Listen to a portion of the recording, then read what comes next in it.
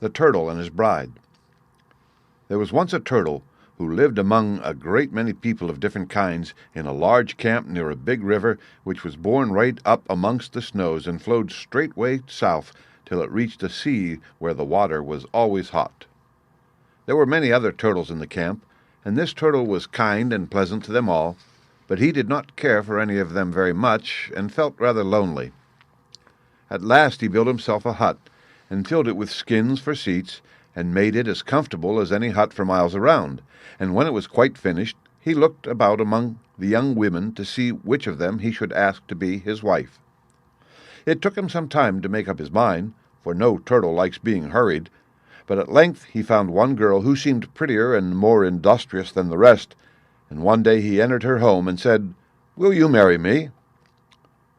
The young woman was so surprised at this question that she dropped the beaded slipper she was making and stared at the turtle. She felt inclined to laugh. The idea was so absurd, but she was kind-hearted and polite, so she looked as grave as she could and answered, "But how are you going to provide for a family? Why, when the camp moves, you will not even be able to keep up with the rest." "I can keep up with the best of them," replied the turtle, tossing his head. But though he was very much offended, he did not let the girl see it, and begged and prayed her so hard to marry him that, at last, she consented very unwillingly. "You will have to wait till the spring, though," she said. "I must make a great many slippers and dresses for myself, as I shall not have much time afterwards." This did not please the turtle, but he knew it was no use talking, so all he answered was, "I shall go to war and take some captives, and I shall be away several months, and when I return I shall expect you to be ready to marry me." So he went back to his hut and at once set about his preparations. The first thing he did was to call all his relations together and ask them if they would come with him and make war on the people of a neighboring village. The turtles, who were tired of doing nothing, agreed at once, and next day the whole tribe left the camp. The girl was standing at the door of her hut as they passed and laughed out loud. They moved so slowly. Her lover, who was marching at the head, grew very angry at this and cried out, "In 4 days from now you will be weeping instead of laughing, because there will be hundreds of miles between you and me." "In 4 days," replied the girl, who only promised to marry him in order to get rid of him, "in 4 days you will hardly be out of sight." "Oh, I did not mean 4 days, but 4 years," answered the turtle hastily.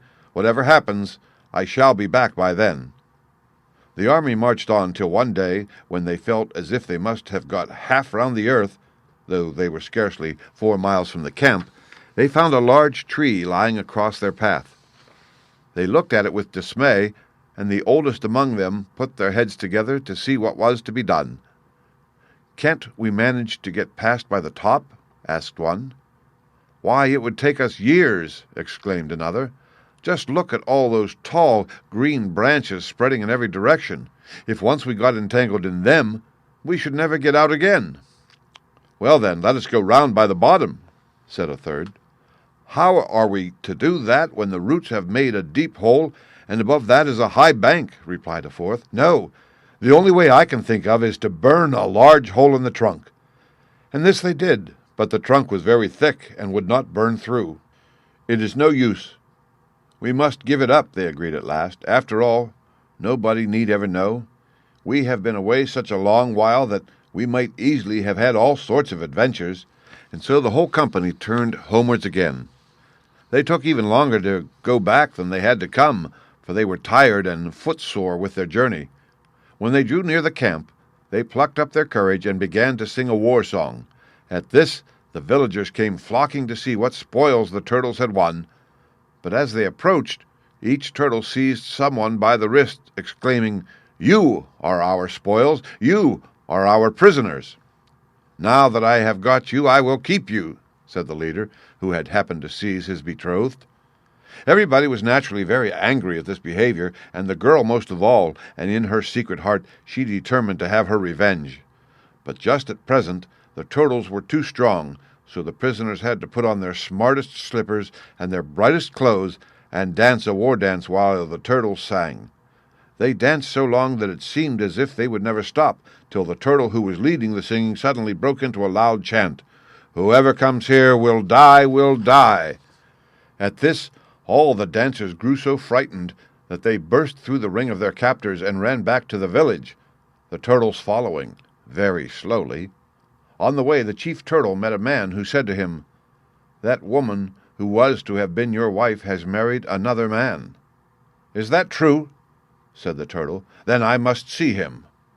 But as soon as the villager was out of sight, the turtle stopped, and taking a bundle containing fringes and ornaments from his back, he hung them about him so that they rattled as he walked.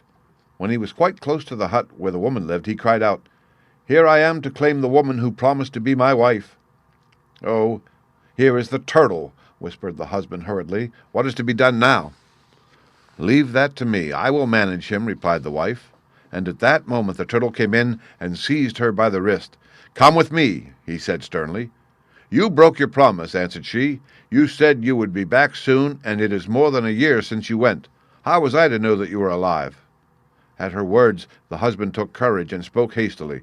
"Yes, you promised you would go to war and bring back some prisoners, and you have not done it." "I did go, and made many prisoners," retorted the turtle angrily, drawing out his knife. "Look here, if she won't be my wife, she shan't be yours. I will cut her in two, and you shall have one half and I the other." "But half a woman is no use to me," answered the man. "If you want her so much, you had better take her." And the turtle, followed by his relations, carried her off to his own hut. Now the woman saw she would gain nothing by being sulky, so she pretended to be very glad to have got rid of her husband, but all the while she was trying to invent a plan to deliver herself from the turtle.